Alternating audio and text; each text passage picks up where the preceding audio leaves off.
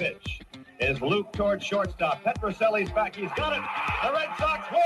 And pandemonium on the field. Welcome to the Great American Collectibles Show, brought to you each week by the National Sports Collectors Convention. Join us every Wednesday evening at 6:30 Eastern Standard Time and get the latest news from the greatest experts in the sports collectibles world.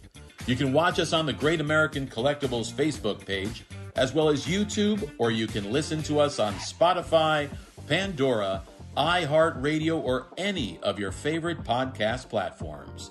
And now your hosts, award-winning sports collectibles author Tom Zappola and Red Sox Hall of Famer Rico Petroselli. Okay, high above courtside for the last time from the beautiful Phoenix Towers in Singer Island, Florida. Tom Zapp. Very nice. Rico Petroselli, Red Sox Hall of Famer. The good-looking guy there's two good-looking guys with the beards. The guy in the top right, good pal, Al Crisafulli from Love of the Game Auctions. Yeah. Sweet Lou Blasi in the casino again. Lou, what do you do? I'm the only guy without face hair. I told you That's right. What happened?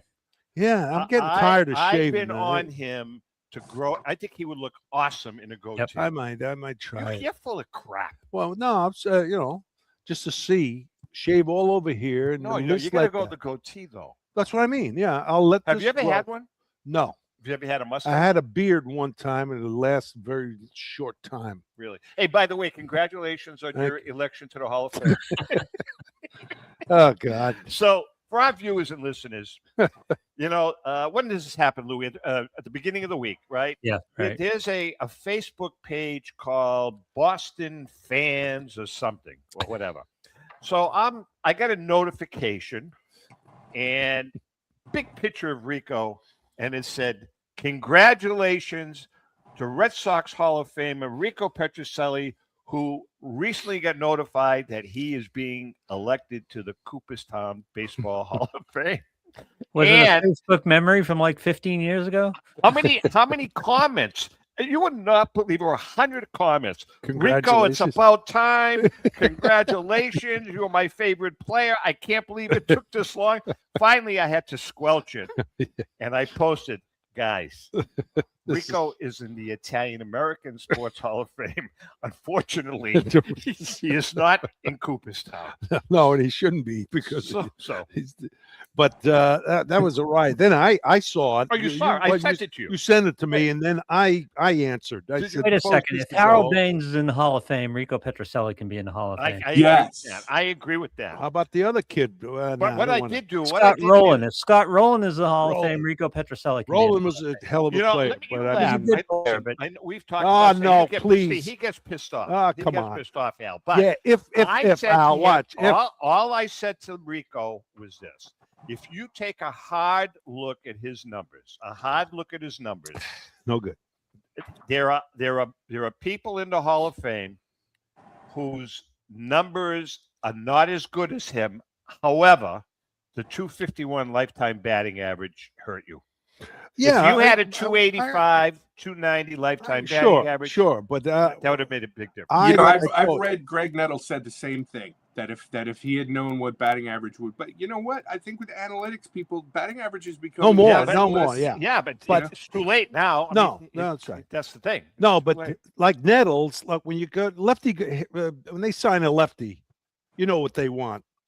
They want home runs. Yeah, sure. And Fenway Park, Pete Reynolds, I told you the story. He helped me. He said, look at Fenway. You're going to play 81 games there. Yep. Okay. Look at right field, 420, 380. He says, we're going to get you on the plate, open up a little bit. And I could pull the outside pitch. And then inside it was, fairly quick. And so it was an advantage. So you would have had a difficult time in Yankee Stadium. Oh, you kidding? I would have had one home run my whole career. Maybe. But Rico held the Yankee Stadium. Rico held the position record for home runs. Yeah. Scott Rowland can't say that. Harold Baines can't say that. Well, Rick, they're right. I mean, I'm proud of that. But A-Rod, and you can say anything you want. I think he's a great player, and I think he should be in the Hall of Fame. Another guy nodding his head. Crisafulli's not. No, even. I do. Same with A-Rod's a Clemens Hall of on those guys You were guys Hall of Famers before all this bull crap. Much as I So hate put a paragraph on their what do you call? with Yeah, a needle. they With were- a needle. Well, I don't care. No, you know. Let's ask Go a ahead. question here. Does Ortiz belong in the Hall of Fame, Tom? Yeah, good I think question, that's Al. debatable. I think that's debatable. I don't know about Of course that. he Come on. does.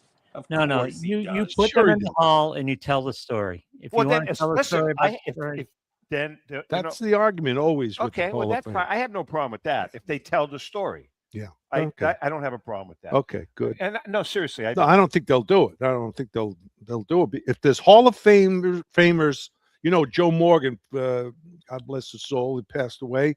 Joe was adamant. No, I'm not letting them in. These guys did this, he was very much and a opposed. lot of guys followed him because they were voting for. but it's hypocritical because Jeff Bagwell, I know nothing. There's no proof. You look at Jeff Bagwell. I watched Jeff Bagwell develop through the system. If he wasn't on something, I don't know anything about what's going on. How I about mean, Brady we don't know. Anderson? Well, Brady Anderson. Is he in the hall? No, No. he's not. Oh, yeah. No, but I mean, look at the Hall. There, I mean, I think that they're all doing something, and so where's that line? That line moves every year. Well, There's a banned substances list I'm that's in the- on it this year that wasn't on it last year. I'm on the Ken Caminiti camp. 75% of the players were doing it. 2 guys hit 70 home runs. They should both be in the hall. I hate Barry Bonds. He's a Hall of Famer. There's no denying it. Well, you know, Best player I something, ever saw. without mentioning names, you and I have had many discussions about a lot of the players when you play were doing amphetamines, greenies, right? They were diet pills. Oh, sorry, they were. I mean, wait a second.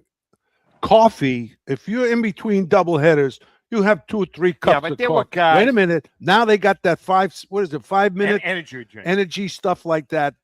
That's enhanced. Yeah, but That's guys were enhancing actually stuff. taking pills. A lot of them when you played. Green. Wait a Some second. guys, yeah. Let some me go guys. to this. They lowered the mound in 69. I mean, Yeah, you that's- can't compare anything from 69 on to 68 and before. You can't do Yeah. it.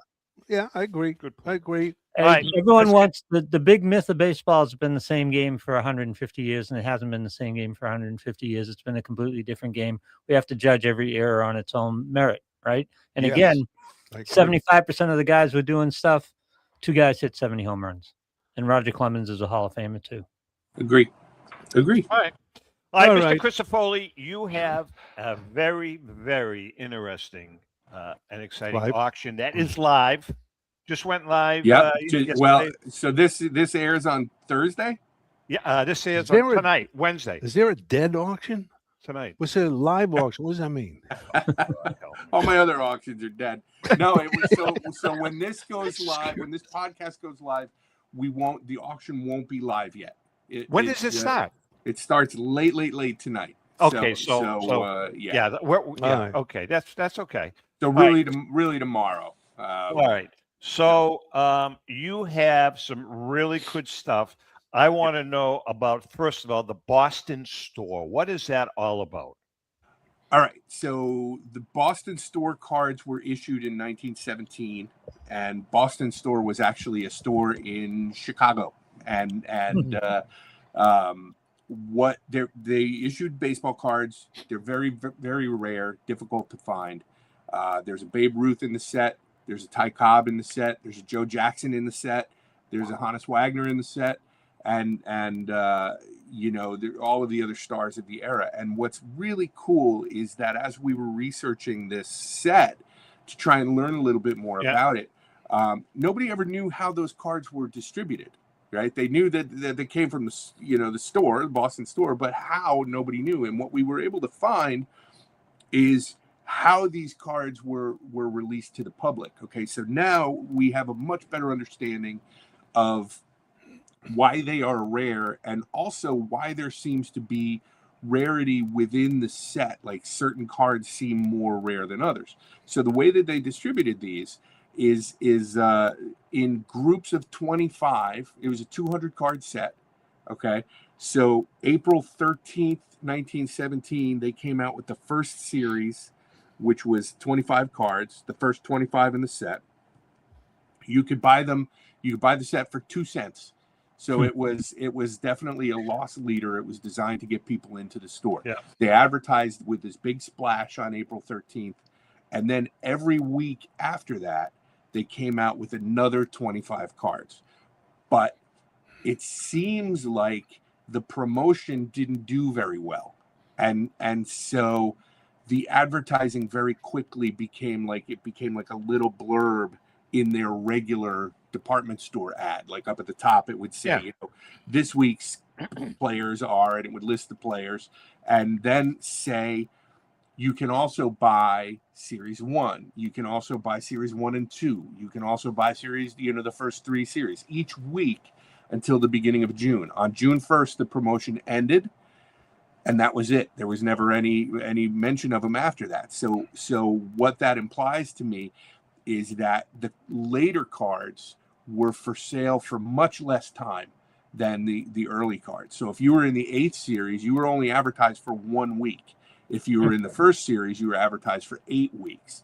Either way, it's 8 weeks of advertising from one retail store in Chicago is scarce. Plus, they also mentioned in their advertising that they only made 5,000 sets to begin with. Totally. So the distribution was limited, the quantity printed was limited, and then within that there were individual cards in series. So if Hannes Wagner, it was in the last series, so it was only available for 1 week. Babe Ruth was in the 6th series, so that was only sold for 3, and so that helps to explain the rarity of some of these cards. The Babe Ruth card, there's only 10 graded examples. Are there any complete sets? Well, not that I'm aware of. I know a couple of people who have been working on complete sets for a long time, and they're close. There's a couple of people who have reached out to me about this auction, and how I'm going to be able to, this auction is going to help them get, almost done. We have about 100 Boston Stores cards in this. Very set. cool. Does it have a marking on it? Yeah. There's an ad on the back. So these are produced by Felix Mendelssohn in 1917. Their design is this. It's a similar design. Their cards are bigger and the stock is thinner, but it's similar in nature to the 1916, the M101-4 and 5 Sporting News and all of the same kind of concept. Where you're a retailer, you could buy this. They're the same design as the Collins McCarthy cards, and then there's another. I don't remember what it was. There's a third brand that his name is escaping me. Al, did you get him from one consignor? Yeah. It was one mixed set of Boston Store and Collins McCarthy, but most of the key cards are Boston Store cards. There's a couple of cards like Ty Cobb where we have one of each, but between the two, Collins McCarthy and Boston Store, we've got the full set, and we're selling them card by card. So, if you're a type card collector, you can go in and you can get one. If you're a player or a team collector or a set builder, you can just go after the ones you need. But the important ones are obviously the Babe Ruth, which is our lot number 1 this time. It's a beautiful card. It's a low technical grade. It's a PSA 1, but it's a very, very nice one. There's the Joe Jackson, which is also in a collector grade. They're all sort of a mixed grade set, but we've got all of the keys, so that's pretty exciting stuff. Nice. And you've got 100 of them in the auction. Uh-huh. That's very cool. Very cool. Yeah, you never see that many of them. Wild. That's great. That's something good. Another question I have that really piqued my interest. Tell me about the Pete Hill signature. That is a cool story. Yeah, this is great. So Pete Hill was a Negro League player. He's in the Baseball Hall of Fame. He was one of that class of what it was in 2006. He was compared to Ty Cobb. He was a great outfielder, and then became a manager in the Negro Leagues. And what's interesting about Pete Hill is that there is no example of a Pete Hill autograph.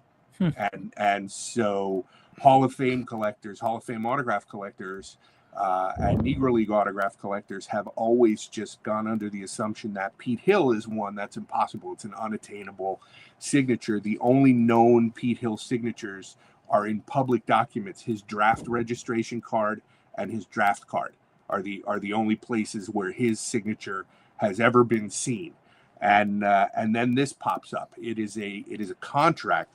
When Pete Hill used to manage in Milwaukee, and he moved in 1924 to the Baltimore Black Sox, and he became the manager there, and he brought players from the Negro National League to the Black Sox. And one of those players was a guy named Percy Wilson, who was a first baseman. And he hardly played, but he played with Pete Hill in Milwaukee. And Pete Hill brought him over to Baltimore, signed him to a contract, and his contract is what we've got in the auction. And it's got Pete Hill's signature on it as the manager of the team. And it becomes the first known Pete Hill signature. Wow. And what's really cool about it is Pete Hill actually signed it twice, because he left some notes for somebody with the team up at the top of the contract about how to file. I forget exactly what it says, but something about, give a copy to me, put a copy in a file or something like that. And then he signs it Pete. So there's never been a Pete Hill autograph, and now there's two. What's the estimate value of that, Al? Do you have an estimate? I have no idea. It's the pretty opening bid rare. opening bid is $10,000, and the hobby is going to tell us what it's worth. My opinion is that it's a north of a $50,000 signature. It's if you are a collector who wants one autograph of every baseball Hall of Famer, you need Pete Hill, and every one of them needs Pete Hill, because there has never been one. Yeah. There's an interesting story that goes back. I don't even know when we wrote the autograph book, Louis. I don't remember when that was, but it was probably 12, 13 years ago. And I remember we were interviewing Kevin Keating and Steve Grad at the time. Sure. And they both, the rarest autograph in that book is John Clarkson. John Clarkson's a Hall of Famer, and there is actually not one known John Clarkson autograph that is known. So we investigated it, and Lou, you can Enrico, you can appreciate this. There is a John Clarkson autograph that's known, and a friend of mine saw it with his two eyes. And you know where it is, Lou? No, where? McLean Hospital. He went insane. Oh, He went insane, and for the last 20 years of his life, he was in the McLean Hospital. I remember you saying And that. my buddy, who was a facilities director, researched it, and you had to sign. Yeah. And that signature is at McLean Hospital in the archives. Wow. Obviously HIPAA or whatever. It's Can't going to get stay there. Pretty cool, though. This is fascinating stuff. I mean, Pete Hill was he died in, I believe, 1951. He was buried in an unmarked grave for a long time until a group of baseball fans, and I don't remember exactly who, but it was an organ. It might have been Saber, it might have been somebody like that actually got him a grave marker, so that he could be recognized as one of the great baseball players of all time. But it's fascinating to read. Like, Kevin Keating wrote a book about Negro League autographs. Yeah. And in that book, that book came out years ago. And in that book, there's a whole thing about Pete Hill and how that's one of the, they were just never able to locate a Pete Hill signature. And so Kevin knows his stuff. And I am hoping, I mean, this has been authenticated by PSA DNA. So I am hoping that it was Kevin that did the authentication on that, or at least saw it, so that knows he knows that there's an example out there. How big is that market of Hall of Fame autograph collectors, and will they be competing over this? Because if you get it out to the right people, they're going to be going nuts for this. Yeah, I think the interest is going to be high. I think that there will be some Hall of Fame autograph collectors who naturally just don't even bother because they know that it's gonna be an expensive thing. But hopefully at the beginning, everybody will take a crack at it because it really is a special piece. I mean, the fact that it's a Baltimore Black Sox contract all by itself is cool and has value. He's in the Hall of Fame. I mean, if you want to, By the way, hey Al, is it true you have a new podcast? Because you're a natural. You are natural. Really? Thank you. I do. We launched the Love of the Game Auctions podcast just last week. Each episode is 2 parts. There's a story and then there's an interview. So our guest for the first episode was Greg Kreinler, the great artist. Great artist and a good friend and a really nice guy, and also a really interesting interview. He talks about his process, and he talks a little bit about his history, and it was really neat to do. So each episode we come out with a new one every month. You can find it at Apple Podcasts. You can find it on Spotify. You can find it on YouTube. And it's been a lot of fun to put together. I've got a good team helping me work on it. Cool. Is it true that only Yankee fans are allowed to watch it? Only Yankee fans. Only Yankee fans can watch it. We're going to talk about that. And by the way, Louis, I think we're going to ixnay the Crackerjack moment this week. Is that all right? Yep. Oh, wait a minute. That's so exciting. Thank you, Lou. Why are you being No, I'm just saying. You're being sarcastic. I joke around with you older guys. We're highlighting your Crackerjack card this week, Rico. That's right. Hey, before we take a break, tell us about the 1962 Topps PSA set number 6 on the registry. Monster set. Beautiful set. If you're a 62 Topps collector, especially if you're on the registry, this is a really special one. There's a couple of 109s, and we've broken this up, and we're selling most of it individually.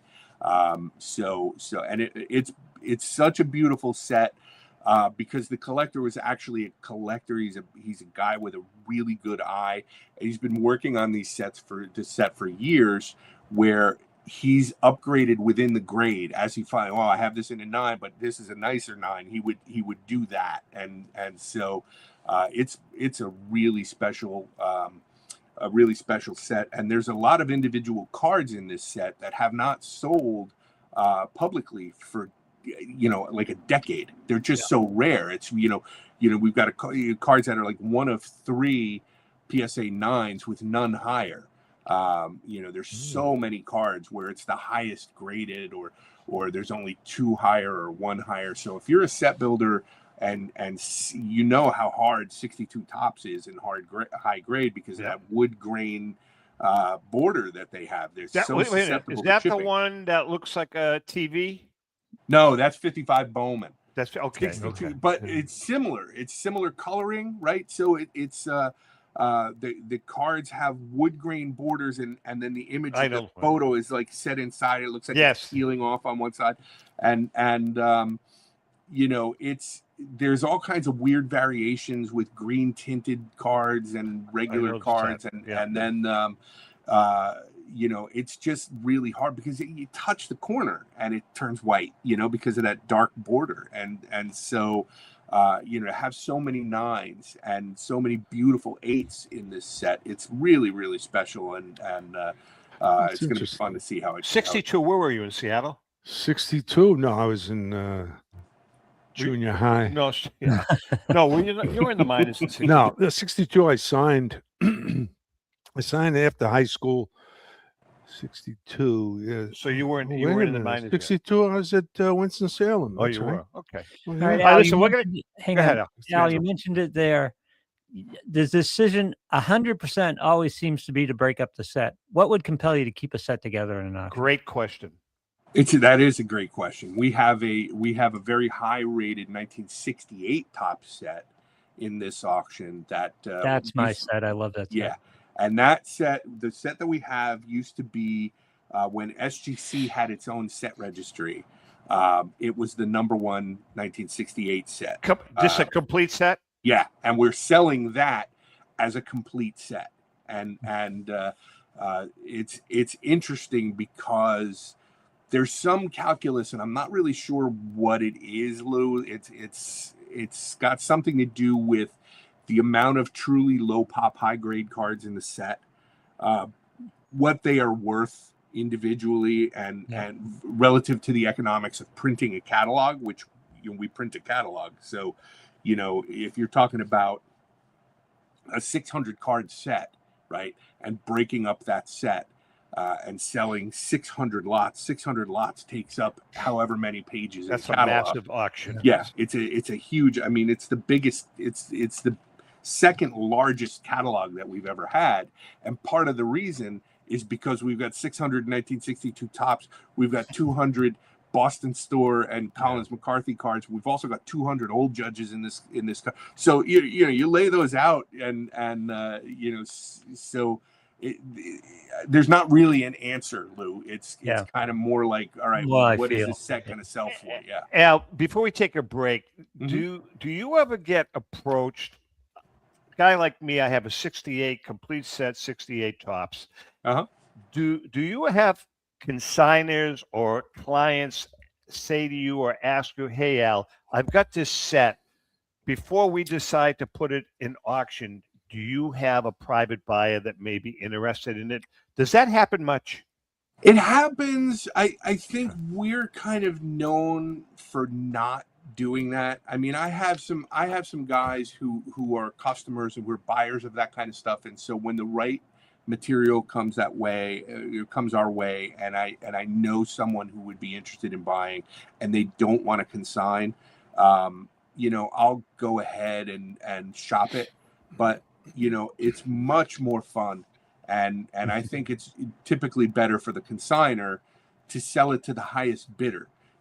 But there's this reluctance on the part of some people to do that because of the possibility of the downside risk, right? So when you put something in an auction, you're hoping you're looking at the upside potential of what could happen in a bidding war, but you're trying to limit your downside risk. And this is why some people are reluctant to consign to auction altogether. This is why some people want to reserve.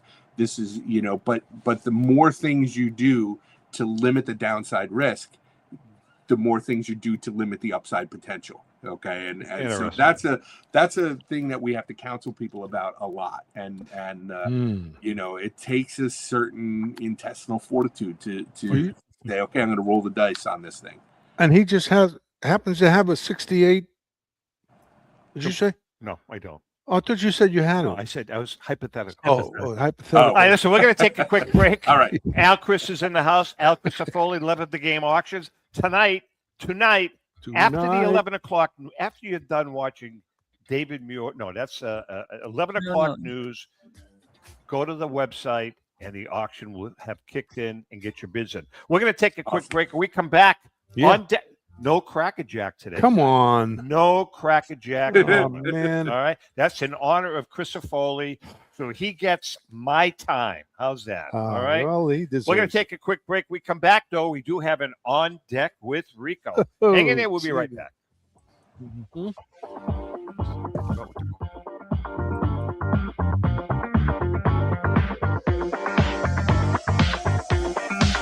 1996, Brian Drent and the staff at Denver's Mile High Card Company have led the charge in the collectibles hobby.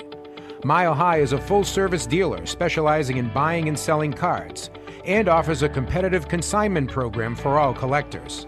Whether it be their computerized want list service, appraisals, or auction services, Mile High has it all. If you've been searching for a company with a selection of high-grade vintage 1888 to 1970 baseball cards and memorabilia that shares your passion, aim high, Mile High. Go to milehighcardco.com or call 303-840-2784 for more information. For more than 30 years, Robert Edward Auctions has been the industry leader when it comes to helping you realize the most money for your baseball cards and sports memorabilia. In addition to their unparalleled reputation for honesty and integrity, they reach the largest number of bidders in the business and offer lower seller's fees, as well as generous cash advances up front on your valuable material. Contact them today at 908-226-9900. That's 908-226-9900 or at robertedwardauction.com. This is Brian Drent, president of Mile High Card Company. Is your sports card and memorabilia collection properly insured? For easily replaced personal property, homeowners insurance is all most people need. But for prized possessions that you may have spent a lifetime collecting, it doesn't go nearly far enough. Collectibles Insurance Services has been insuring for over 50 years. They offer a full range of protection and a $0 deductible at an affordable rate with no appraisals required. I know because they insure my collection. If you have a minute, go to collectinsure.com and learn more about insuring your personal card or memorabilia collection. Hi, this is Dan from Memory Lane Auctions, here to remind you that the renowned Memory Lane Collectibles Company has served as a beacon of light to the collecting community for the past several decades. Indeed, folks, it has been our utmost privilege and pleasure to provide the most enthusiastic collectors with an abundance of the finest sports cards and memorabilia for America's most coveted sports personalities via our world-class auctions. Whether you choose either a private sale transaction or the auction route, Memory Lane cordially invites you to reach out to us to maximize the value of your prized possessions. Also, it is not just sales that we pride ourselves on being the best of the rest, because if you are seeking a particular keepsake for your esteemed gathering, we will be relentless in our quest to find that special piece to fulfill your collecting dreams. So no time to wait. Reach out to us today for the purposes of capitalizing on our unparalleled marketing capabilities. Simply pick up the phone and dial 877-606-5263. That's 877-606-LANE, or find us on the World Wide Web at www.memorylaneinc.com. Now is the time for your valued consignment to ultimately become another one of Memory Lane's record-setting prices. How would you like to own the bat that was used by your favorite player when he hit that towering home run or game-winning base hit? Now look no further than JT Sports, specializing in the sale and authentication of professional game-used bats. As the official authenticators of professional model game-used bats for PSA DNA, JT Sports will guarantee the authenticity of any bat purchased from them. JT Sports also buys and sells game-worn uniforms, gloves, and baseball equipment. The unique quality of the collectible is what JT Sports is all about. Give them a call at 609-487-8003 or check them out at GameUseBats.com.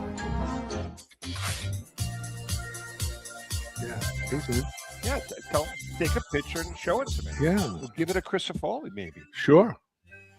Now, What? question for you. What? Can I tell them who it is? Yeah, we can find out. Oh, yeah. Mike Andrews, second baseman, great second baseman for the Red Sox, good friend of the show, good friend of Rico's.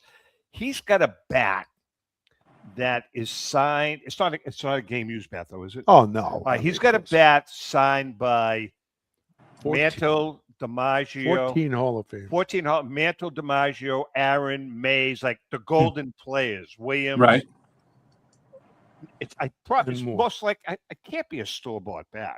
No. It was a Jimmy fund Okay. for Any value in something fundraiser. Because Mike's interested Sure. in selling it. Yeah, I mean, he's not going to retire on it, but He's already retired. We thought it was worth a pretty good chunk of money. Yeah, for these guys. I mean, those signatures are fine.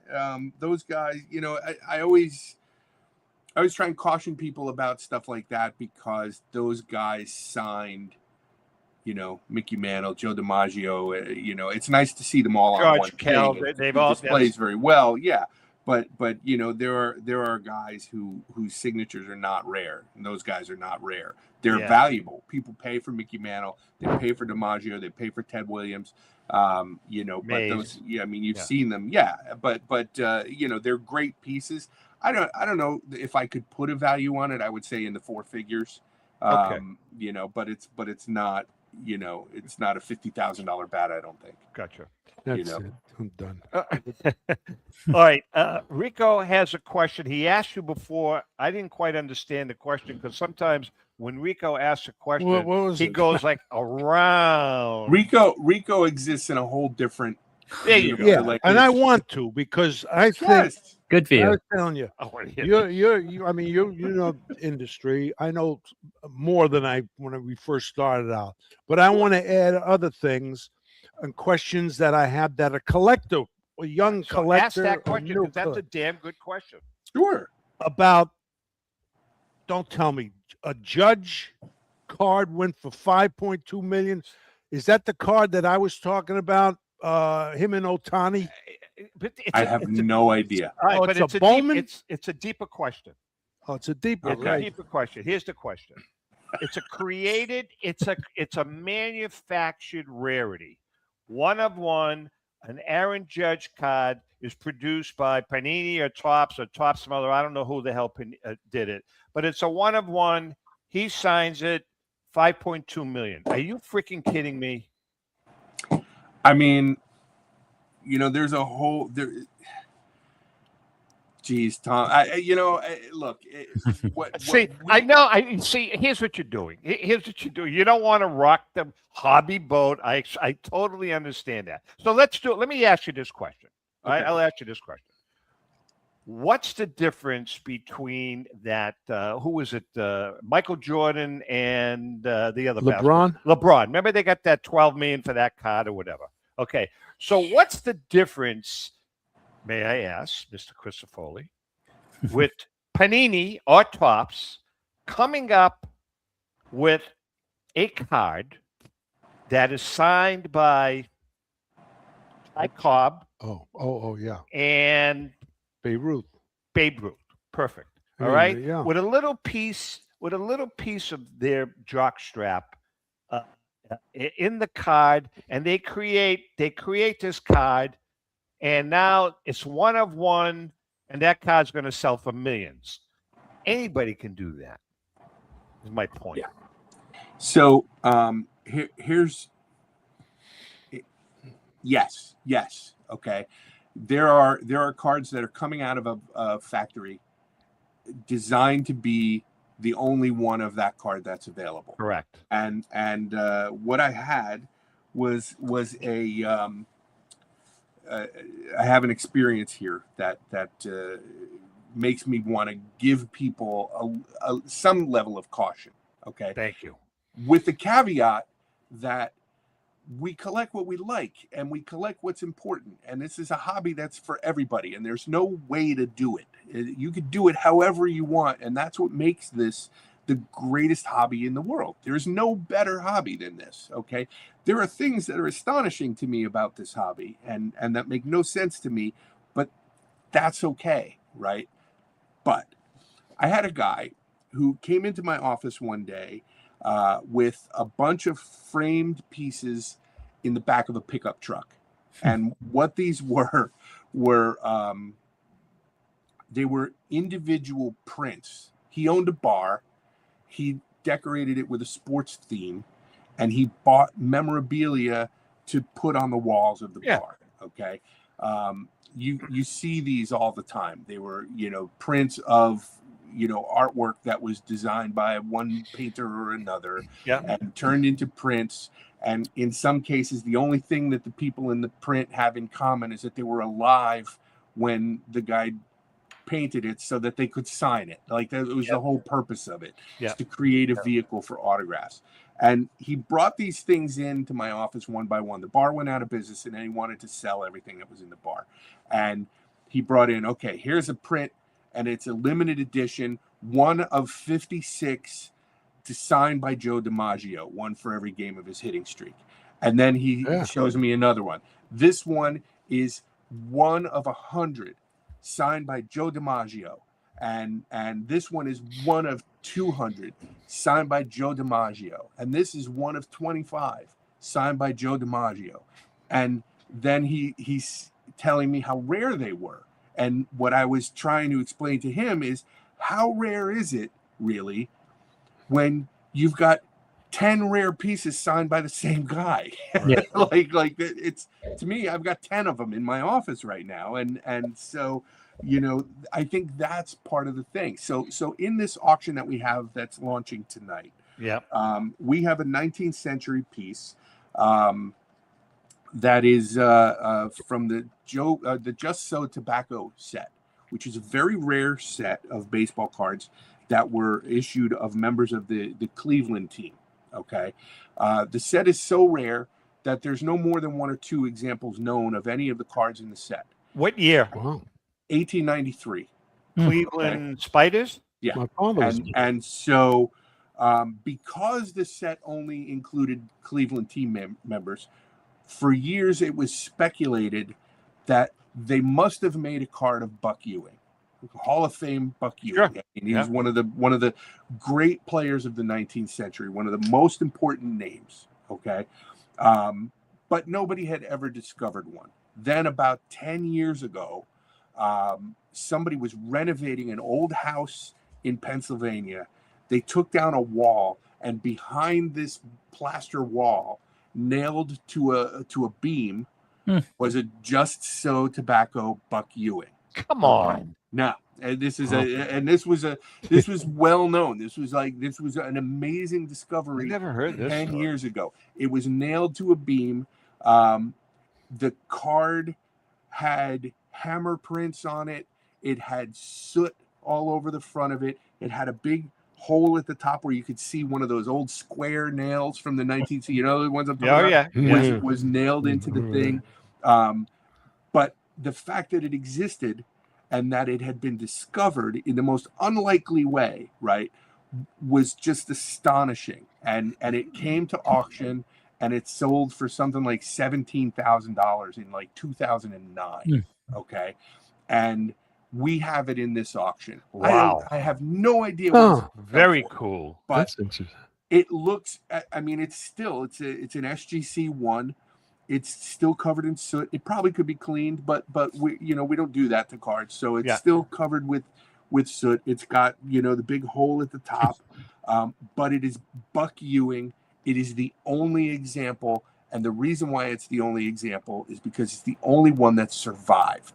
So now, if you were to hand me $100,000 and ask me, which card do I want? Do I want the Just So Tobacco Buck Ewing? Or do I want this Shohei Ohtani 1 of 1 something or other? Personally, I want the Buck Ewing. Right. So personally, the Buck Ewing is 107 years old. It's legit. It's one of one. Right. It's 1 of 1 because it's the only one that survived. Wait a second. Well, all right. Now, hold on now. Can I just go ahead? Yeah, go ahead. No. Well, no, I was going to say, Al, Topps, they put these out. Who gets the money? Topps. Right. Why? Well, no, that's not fair because Topps gets the money when you buy the pack. Right. And well, then, I mean, you buy no, the pack on this auction. card with It Ohtani. gets auctioned off. Well, to who? Whoever wants to buy it. In my opinion, it's not someone that loves the hobby. In my opinion, it's someone. Well, you're talking about the auction guy, auction house? The customer. The customer. It's somebody, in my opinion, that wants to buy the card. Who gets the consignment? Who gets it? I think it was a Golden, whoever they consigned it to. I don't know. Oh, okay. That's my point. And so the money goes to the owner of the card. Right. Yeah. Right. Okay. But they make the decision on who they're going to give it to, or they sell it. Well, they sell it in a pack. It goes in a pack. No, I don't mean to. What is Topps? Do they give it? For instance, let's say you wanted it. They would give it to you to auction off. Listening to what he's saying. Of course not. Somebody Topps consigned it to me, right? pack. Yeah. So One the owner card of in the a card. pack. Okay. So Rico, we had this situation where there was a young man, 9 years old. This goes back a while. He was 9 years old, and he pulled out of a pack a Patrick Mahomes rookie card. Okay, and it was a 1 of 10. I don't even know what the card was, but they came to us and consigned it. And the kid paid for the pack. He pulled his card out of a pack. We sold the card for $17,000. And this little kid got a college fund. This little kid is now about to graduate college.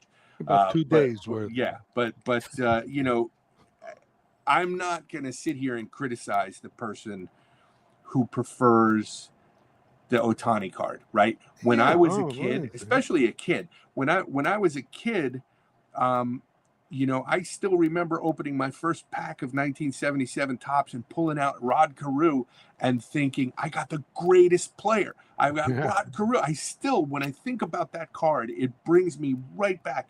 It was the stuff that I knew, and that was the stuff I collected. So I'm not going to, you know. Well, here's what you're missing, I think.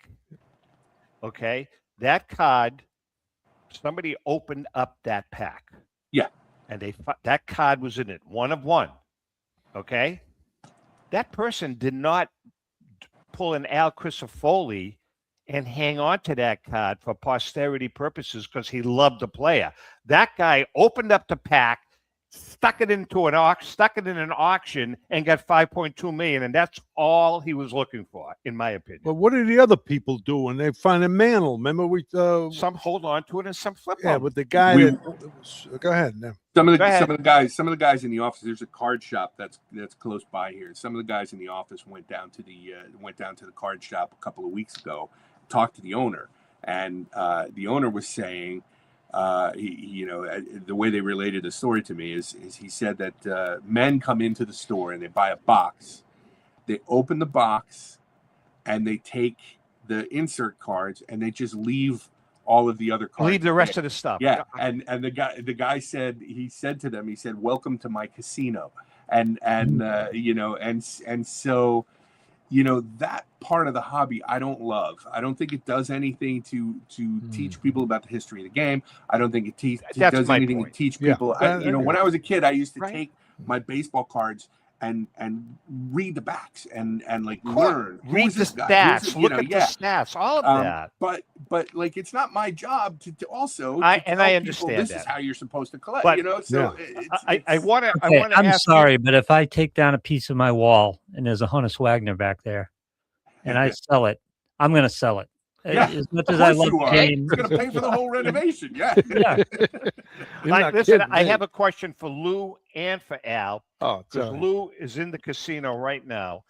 So right now there's some legislation, potentially, that they are looking at card breaks being considered gambling. And there's a couple of politicians that are looking. There's going to be a hearing on it, and they're looking at it hard. And they're talking about whatnot, I guess, is the big thing. I don't know much about whatnot, but these breaks, are they considered gambling? Lou, what state are we talking about right here? I don't know. I have no idea, to be honest with you. That's ridiculous. It's ridiculous. It's just the state trying to make as much money as possible. It's like, just let the people break cards. What's the big deal? Al? You ever watch one of these? At the National, just walking by. Pretty exciting. People get really enthusiastic about it. And it wasn't that long ago that when I had this company, when people would ask me, what does it feel like to be trying to make a living in a dying industry, and here we are, the industry is thriving, and it's never been better. And there's never been more young people involved. There's never been more adults involved. It's never been better. And I think that the breakers are part of the reason why. And so, anything that gets people fired up about the hobby is awesome. I kind of agree with you, Lou. The thing I struggle with about it is that I'm trying to wrap my head around the idea of breaking vintage packs where there's a finite number of them left. Yeah. And so you get a 52 Topps pack that most likely is going to have, Clyde Klutz, that's what's going to be in that pack. And you know, in a gum stain and just, it's just a mess. It is exciting though. It is. But when you open that up, like that pack is, it exists. It lives all by itself, and it is rare all by itself. So what are we doing, ripping that open? But I also get, like you said, it's exciting. I mean, how people have been talking to, was it Leighton that had that 55? We were on pack, stage. Right? We were on stage with him, broadcasting. That's crazy. Rico, we sat here, and he opens up that 55 Bowman pack, and there's the mantle, and it was like, oh my God, it's so storage auctions, gambling. I mean, how far do we go with this? I agree with you, Lou. I think let it go, man. Let it go. There's a capital gains tax leverage here that they already have. There's no reason to expand it. I agree. But you hit it on the nose. That's exactly what they want to do. They want to get a piece of the action. So. Yeah. All right, listen, we're going to take a break. Whatever. We got one more segment. I want to get into we got some other cool stuff in the auction we're going to talk about. Right. What else? Oh, you know what? I want to make a comment though, right now, publicly. I'm making a comment, Mr. Crisafulli. Okay. Drum this Buck Ewing card that you're telling us about. My first question is, we could talk later, but the consignor, I'm assuming, wants to remain anonymous. Yes. Okay. Number two, is it worth us bumping one of the other love of the game little narratives for the new book that's coming out and inserting the Buck Ewing card? That is a find, and that's a cool find. Buck Ewing is a great find, but I will credit Rob Lifson of Robert Edward Auctions, who was the first person to take this to market. That's okay. 10 years ago. We're the second seller of it. Gotcha. It's just an amazing story and a really disregard that phone call. I mean, you can write about me all you want, though. All right, we're going to take a quick break. Al's in the house. We come back. We have another segment. Hang in there. We'll be right back.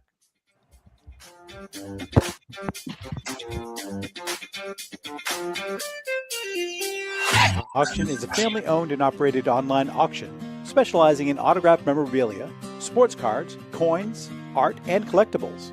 Since their founding in 2010, they've grown to 2 facilities in Phoenix, Arizona, totaling over 60,000 square feet. Jared Cavalier and an incredible staff of over 150 team members serve a very large customer base and enjoy every minute of it. By working with leading authentication companies, Pristine ensures all items are 100% authentic. In addition, third-party authenticators regularly travel to Pristine Auction to provide authentication services on site. Pristine Auction strives to operate its business in a way that's honoring to God, their families, and their customers. With a strong focus on speed, quality, and premier customer service, their mission is to be the leading online auction for every level of collector and fan. Pristine also works for Hope Sports and Identity Hoops International, traveling to Mexico to build houses for the less fortunate. Pristine Auction offers several online auction formats with thousands of auctions ending each day. For more information, go to pristineauction.com. That's Pristine Auction, the best in the business. If you're a discerning collector interested in owning the most important pieces in the hobby, look no further than Leland's Auctions. The original sports auction and appraisal house, Leland's was established in 1985 by legendary Pioneer founder Joshua Leland Evans. And today, President Mike Hefner carries on their tradition. From the Tom Brady card and memorabilia collection to the famed Boston Garden auction to high-end card auctions from every major sport, Leland's has always maintained the highest standards. Go to Lelands.com and get your bid in. That's Leland's, the hobby's leading sports auction house for 4 decades. It's often been said that championships are won on the practice field, and world records come only to those willing to work harder than everybody else. Heritage Auctions is the world's largest collectibles auctioneer because we believe that becoming the best is only an invitation to the challenge of remaining the best. This requires the skills of the hobby's top experts, capable of identifying and maximizing value for our consigners. It requires the most visited website in the industry, supporting a global audience of collectors over 1.5 million strong. It requires a dedicated press department that expands our global reach far beyond the entrenched hobby marketplace. It's hard work, but a simple premise. Present the finest collectibles to the largest population of potential buyers, and world records will come. We invite all listeners to put the unmatched power of Heritage Auctions to work for you. Auction evaluations are always free, and our commission-based fee structure ensures that our interests are always aligned. The highest possible price for your collectibles. There will always be new world records to chase, so let's chase them together. Visit our website at ha.com and request your no-obligation review today. Hi, this is Dan from Memory Lane Auctions, here to remind you that the renowned Memory Lane Collectibles Company has served as a beacon of light to the collecting community for the past several decades. Indeed, folks, it has been our utmost privilege and pleasure to provide the most enthusiastic collectors with an abundance of the finest sports cards and memorabilia for America's most coveted sports personalities via our world-class auctions. Whether you choose either a private sale transaction or the auction route, Memory Lane cordially invites you to reach out to us to maximize the value of your prized possessions. Also, it is not just sales that we pride ourselves on being the best of the rest, because if you are seeking a particular keepsake for your esteemed gathering, we will be relentless in our quest to find that special piece to fulfill your collecting dreams. So no time to wait. Reach out to us today for the purposes of capitalizing on our unparalleled marketing capabilities. Simply pick up the phone and dial 877-606-5263. That's 877-606-LANE, or find us on the World Wide Web at www.memorylaneinc.com. Now is the time for your valued consignment to ultimately become another one of Memory Lane's record-setting prices.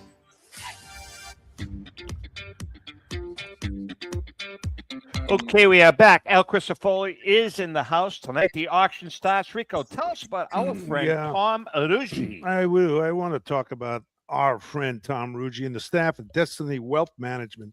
If you're a card or memorabilia collector, have you ever thought about how to manage your collection long term? You should. Well, I certainly have. I look at my personal collection and through the advice and expertise of Tom Ruggi, I've learned that you need a professional to help categorize, evaluate, and eventually put a liquidation plan together with dealers or auctioneers if you or your family decides to sell your collection. When's that going to happen? Next year. Most importantly, you need to be aware of the tax ramifications when you liquidate. Although Zapple has begged me to include him when it comes time to depart with my 40th home run ball. I don't even know if I have it. Still have it. Yeah, you do. Or I saw it. I handed it. Oh, that's right. Or my 67 World Series glove. I'm going to Tom Ruggi and the Wealth Management Group. And don't forget, Ruggi Wealth Management will also handle all of your investment needs. They're a great company. That's Ruggi Wealth Management, the go-to company to manage your collectible decisions. Louie and I are going, before June, Lou and I taking a ride up to Rico's house, and we are going to sit with him and go through his memorabilia and catalog it, because he has no freaking idea what the hell he has. I do want to sell stuff. Yeah. I have no idea what you even have. Yeah, my kids have stuff I gave. Bats, balls, gloves. Nice. I got a couple of things that maybe, I might get a couple of bucks for my old age. Before we get to Al, it's time for our segment On Deck with Rico, brought to us by our good friend Brian Dwyer and the great staff at REA Auctions. Don't forget to get your bid in by going to collectrea.com. That's Robert Edward Auctions for extraordinary results and extraordinary service. This week's question by Paul McDonough. Rico, what are your thoughts on these new umpire computer devices that are calling balls and strikes? What's my thought? I mean, I think it stinks. I think the umpires, whether they miss a call or not, should stay on. Also, what are they allowed? Two? I don't know. Two challenges or something. What's it, two? You get two challenges. Yeah. Two challenges. You got to wait till the last inning. If it's a close game, you're going to wait till the last inning, or is bases loaded? you're gonna, That's a good when question. you do it, of course, it's up to the manager, I guess, and but it'll be interesting, but it's going to take more time, a little bit more time away. Al, what are your thoughts on that? Mr. Purist. It's funny because I'm a purist about some things. I hate the instant replay. I think it's ruining part of the game. Really? And I think to a degree, the ABS, it hurts pitching strategy a little bit. The idea of expanding an umpire's strike zone a little bit, working a little more outside, working a little more inside, and that kind of thing. But at least it's quick. You know what I mean? Like, what about the guy? What about the guy on second base in extra innings?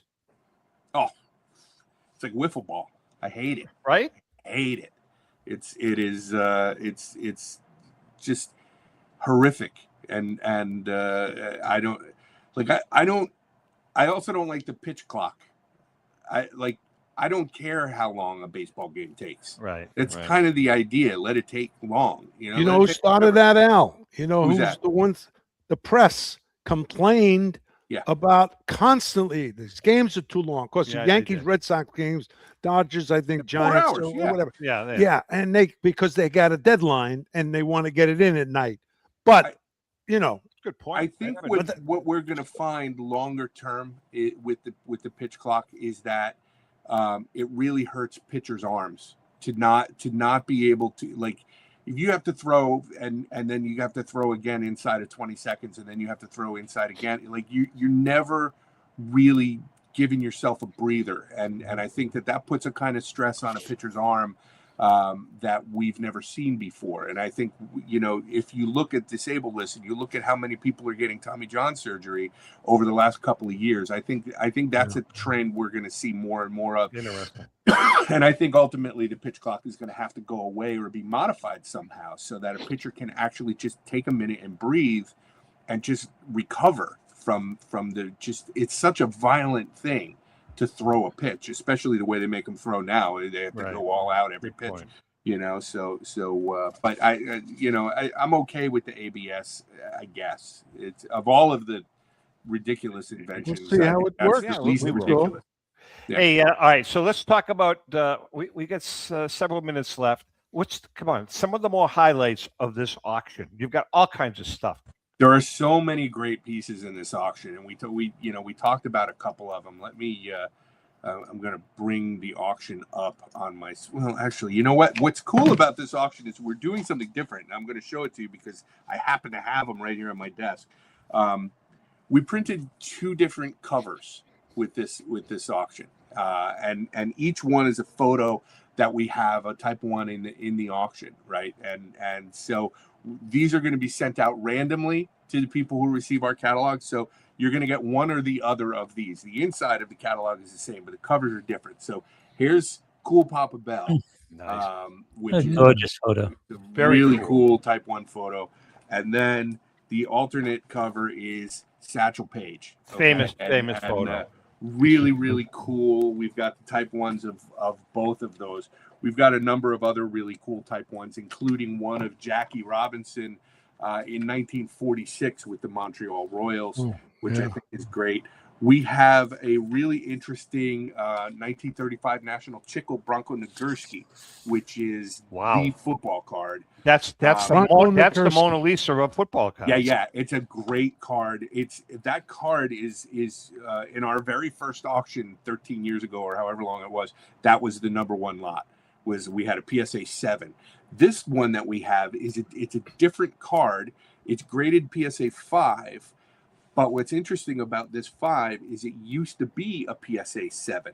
The consigner doesn't he collects in he keeps his cards in binders, so he doesn't like all the plastic. So he bought the card, cracked it out of the holder, and put it in the binder with the flip behind it, so that I could see that this was a PSA 7. And when I submitted it, the grading standards have changed so much that by today's standards, it's a 5. So that's in the auction. We've got also a fantastic, and this is an interesting thing, an autograph book from the 1920s. A young man used to hang out outside a league park in Cleveland and approach players in the 20s. So this autograph book has 243 signatures in it, including Babe Ruth, Ty Cobb, Walter Johnson, a whole bunch of other great Hall of Famers and really rare signatures from back in the day. And what's the starting bid on that item? We're starting that at $5,000. And it's another one of those items that, it's really hard to say what the final price is going to be, because autograph books, I think they're historically significant, especially when they're intact. And this one comes directly from the family of the kid that collected them. But I also think there's a tendency for people, like, how many times do you see in auctions an autograph book and it's got pages missing because somebody cut out, the Mickey Mantle, or they cut out the Joe DiMaggio, sent it into PSA. This is still intact. And it's and so it's pretty amazing, and it's historically significant. And I am hoping that the winning bidder is a collector who understands the rarity and the beauty of a piece like this. I hope you're right. Well, I got a question, Al. I got a question. What is something that takes away the worth of the card? Being a 10, a 9. Is it the frame? Is it stuff on it? Mustard? I don't know. Some yes, kind to of all dirt. of that. Yeah, all of it. Yeah. Yeah. So it's so theoretically a 10 is perfect. Like, it just not only is it been untouched, but it was printed perfectly. There's no it came off the printing press perfectly centered with no damage, which is not easy. And so. Yeah, I'm going to keep an eye on that autograph book. That sounds very cool. It's but really, really I see your point.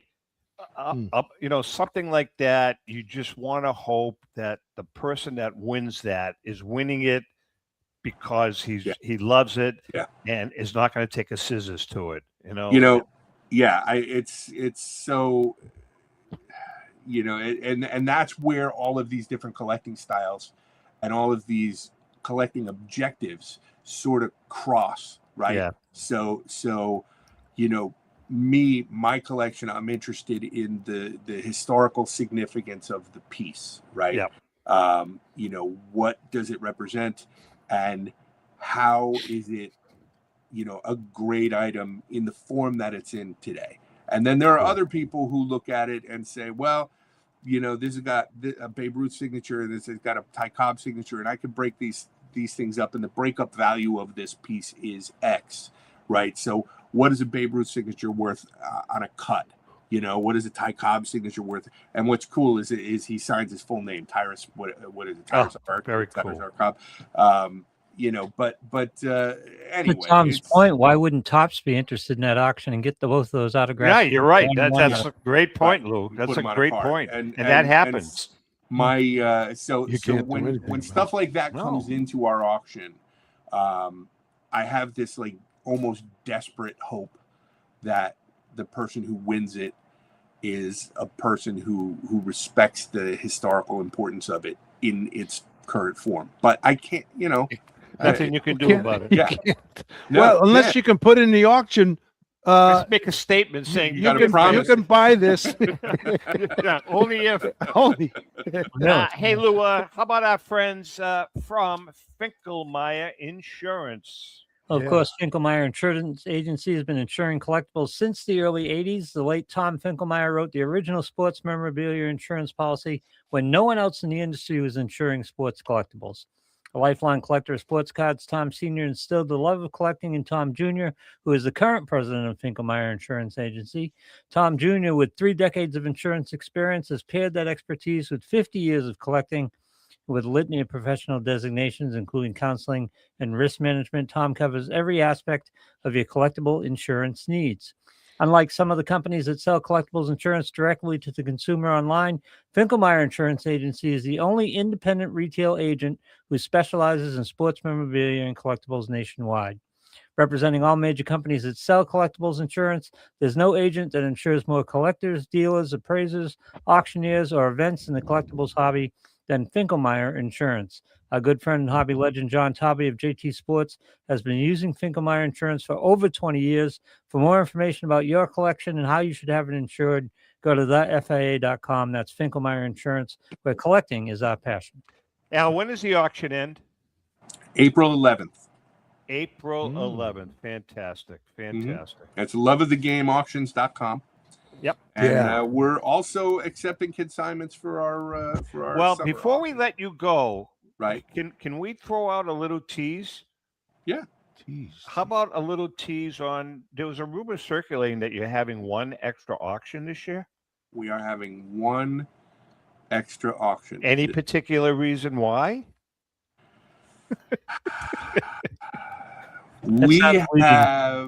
we have been working diligently on putting together what's going to be one of the coolest auctions that the hobby has ever seen. That's what we want to hear. And it is, I can't say enough about how much fun it is just working on it. And now, when is this? This is going to be the last auction of 2026 for you? Next to last. So our last auction is in November.